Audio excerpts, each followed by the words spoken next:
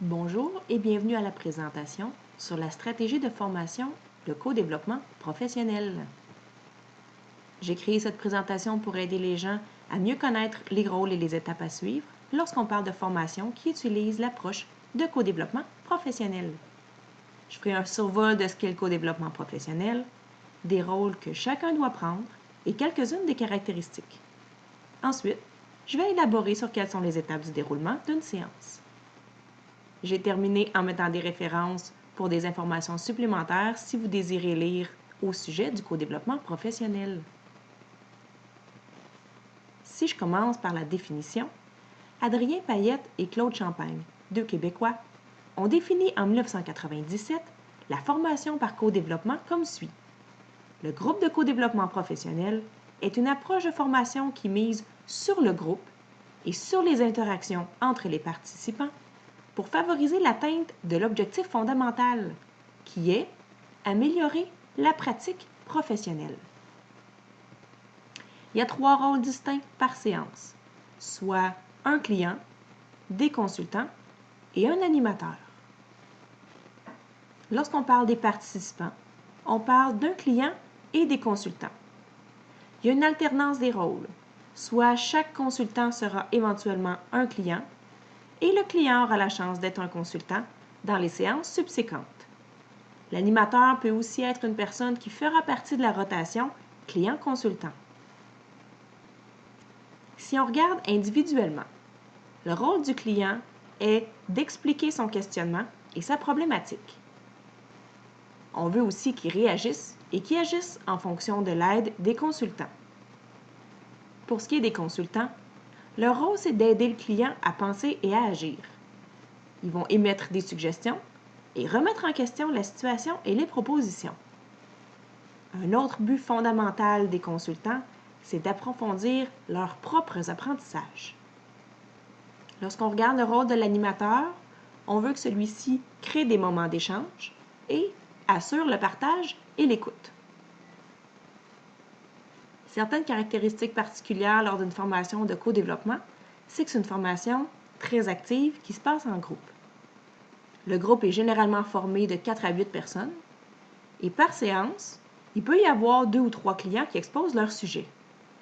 Par contre, certaines personnes vont préférer avoir un seul exposant par session pour pouvoir concentrer leur énergie sur un seul problème à la fois. Selon le nombre de participants et de clients par séance, la durée des rencontres peut varier. Généralement, ça tourne autour de 3 à 6 heures. Il y a un délai qui existe entre les différentes rencontres et c'est prévu. Généralement, ça varie entre 2 à 5 semaines. Lorsqu'on parle du co-développement, on parle d'une formation qui se fait de façon très active. Dans cette approche, la participation est primordiale. Comme la définition le mentionnait, c'est de cette façon que les échanges d'informations se font. L'implication de tous les participants est extrêmement importante. C'est une stratégie qui nécessite un travail avant, durant et après les séances de groupe. Si on parle du travail qui se fait avant la séance, le client doit préparer sa problématique pour pouvoir l'expliquer adéquatement au consultant. Durant la séance, tout le processus d'écoute et de partage est primordial et doit impliquer une participation active de tous. Il faut aussi penser qu'après la formation de groupe, chacun retourne à son travail avec des nouvelles connaissances. Le client qui a reçu des conseils et établi un plan d'action doit idéalement le mettre en place et voir comment ces nouveaux apprentissages amélioreront sa pratique. On a vu aussi que les consultants ont pour but d'améliorer leur propre pratique. Donc, c'est un apprentissage qui est des plus enrichissants pour tout le monde. Il faut vraiment garder en tête que l'objectif principal est que chacun améliore sa pratique et non pas uniquement résoudre un seul problème. Maintenant, on va regarder en détail c'est quoi les étapes de déroulement des séances. Si on regarde dans une seule séance, on parle des étapes de 1 à 6. L'étape 0, c'est une étape préparatoire et l'étape 7, c'est une étape facultative qui peut se faire à la suite. On y reviendra tout à l'heure. Donc, si on regarde l'étape 0, qui est l'étape de pré-rencontre, ce qu'on veut ici, c'est qu'avant la séance, le client se choisisse un sujet qui est préoccupant et pertinent pour lui. Un sujet sur lequel il veut élaborer et échanger. Mais surtout et avant tout, un sujet à propos duquel il veut être aidé. On arrive à l'étape 1, qui est la première étape de la séance, en groupe, qui est l'exposé de la problématique ou du projet. À cette étape-ci, le client présente sa situation. Les consultants l'écoutent et l'animateur fait respecter les consignes. À l'étape 2, qui est l'étape clarification de la problématique, question d'information. Ici, les consultants posent des questions. Mais leurs questions, c'est uniquement pour clarifier des faits. Ils veulent obtenir une meilleure compréhension de la situation et préciser leur propre compréhension de la problématique soumise. Le client ici répond et clarifie aux besoins.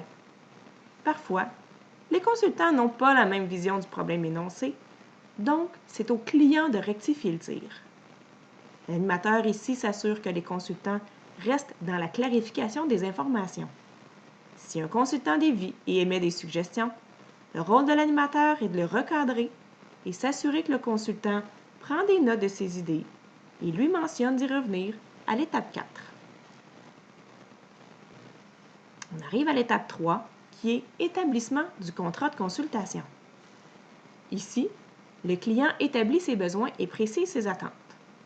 Donc, on s'attend à obtenir une question du genre « J'aimerais obtenir de l'aide sur ou à propos de quel est son problème » ou « J'aimerais recevoir des conseils me permettant de gérer le problème suivant » et il élabore son problème. Les consultants ici reformulent la demande du client et l'animateur note quelle est la question principale qui en ressort. L'étape 3 est une étape cruciale. Tout le déroulement des prochaines étapes dépend de ce que le client établit comme ses propres besoins. Pour une personne dans la situation expliquée par le client, ses besoins pourraient être totalement différents. Donc, ce qu'on veut ici, c'est que les consultants doivent être à l'écoute de ce que le client recherche comme aide. Sinon, les échanges n'auront pas aidé le client. À l'étape 4, qui est l'étape réaction, commentaires et suggestions des consultants, c'est ici qu'on parle d'une étape qui est un petit peu plus active. Généralement, c'est une étape qui est relativement longue au niveau d'une séance. C'est une étape qui est très importante au niveau du processus. Donc, ce qu'on veut, c'est commencer avec les consultants qui prennent une pause de 2 à 3 minutes pour réfléchir à la question qui a été soumise à l'étape 3. Ensuite, ils partagent leurs idées pour aider le client dans sa réflexion et ses futures actions. Un consensus n'est pas le but ultime. Les divergences d'idées sont encouragées pour permettre au client d'avoir un éventail de pistes de solutions. Le client ici peut préciser des informations, mais ne doit pas intervenir. Son but à lui, c'est d'enregistrer les commentaires. Le client prend des notes des éléments pertinents qu'il aimerait retenir, mais aussi, il doit noter s'il y a des opinions qu'il aimerait partager. Pour sa part, l'animateur doit s'assurer que le client n'intervient que pour préciser aux besoins. Il doit s'assurer que chacun a la possibilité de s'exprimer, mais pas nécessairement dans un ordre précis. Ce qu'on souhaite, c'est une discussion la plus libre possible entre le groupe. L'animateur peut diriger un petit peu la discussion en posant des questions telles que quelles sont vos impressions, vos perceptions, quelle évaluation faites-vous de la situation, comment interprétez-vous ce que vous avez entendu, quelles sont vos suggestions ou vos conseils. Ceci dit, aucun jugement n'est permis. L'animateur aussi a comme rôle de relancer les discussions pour essayer d'aller chercher des informations plus pertinentes ou différentes, avec des questions du genre « Quelqu'un a-t-il une autre façon de voir le problème? » L'animateur aussi se doit de demander brièvement au client si les interventions sont en lien avec ses problématiques. Sinon, on s'assure de rediriger la discussion. Vers la fin, l'animateur annonce qu'il reste environ 5 minutes pour stimuler les conclusions. À l'étape 5, c'est l'étape synthèse et plan d'action. Ici, le client prend une pause de 2 à 3 minutes pour rassembler ses idées. Par la suite, il réagit aux commentaires des consultants résume certaines propositions, puis il établit son plan d'action à réaliser. Idéalement, s'il est capable de le réaliser d'ici la prochaine rencontre, c'est encore plus efficace. Les consultants sont aussi appelés eux-mêmes à noter les idées et les suggestions véhiculées durant les échanges pour améliorer leur propre pratique. Comme on l'a vu au départ, le but, ce n'est pas uniquement de résoudre le problème du client, mais c'est de s'assurer que tout le monde en tire un bénéfice. Les consultants n'ont pas à discuter des choix finaux du client. Ils peuvent le soutenir, ils peuvent l'encourager, mais en aucun temps, ils doivent juger ses décisions. L'animateur ici gère le temps alloué à la séance. On termine la séance par l'étape 6, qui est l'étape identification des apprentissages et évaluation.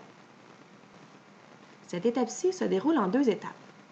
On veut aller rechercher un résumé de ce qui a été dit au niveau des apprentissages durant la séance, mais on veut aussi aller chercher de l'information sur comment le déroulement s'est fait au niveau de la séance.